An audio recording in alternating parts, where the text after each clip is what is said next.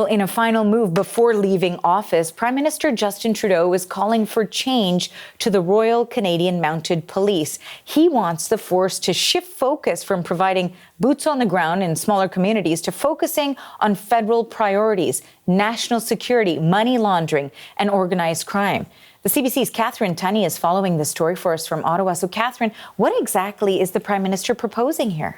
Yeah, we're kind of out the door. He's putting out a white paper, kind of a vision to dramatically and drastically change the RCMP. I sat down with him over the weekend to chat about his vision, and he laid out, as you said there, why he believes the RCMP should get out of that local frontline policing that so many Canadians are used to. They provide contract policing in most provinces, and instead focus on those national crimes that you listed off there.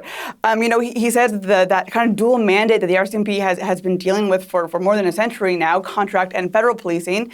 In Trudeau's mind, it's leaving the force strained and the focus is split, and ultimately he believes it's not the best use of resources. In our conversation, he said, perhaps it's time for the Atlantic provinces to all have one police force, or the prairies could all have one police force, or maybe provinces want to go it alone. But in his view, he's clear that he does not think that the federal government should be playing a role in that anymore. And to know that the RCMP's current contracts with the provinces and territories and many municipalities expire in 2032. So there's about a 7-year gap there, or a runway. But ultimately, that's not a lot of time for provinces to get all of that up and running, if you will. It's the first time he's really laid out this vision, that he sat down and he kind of explained it. It was an interesting conversation that we had. He got quite personal. I recognize that he's in a reflective state right now.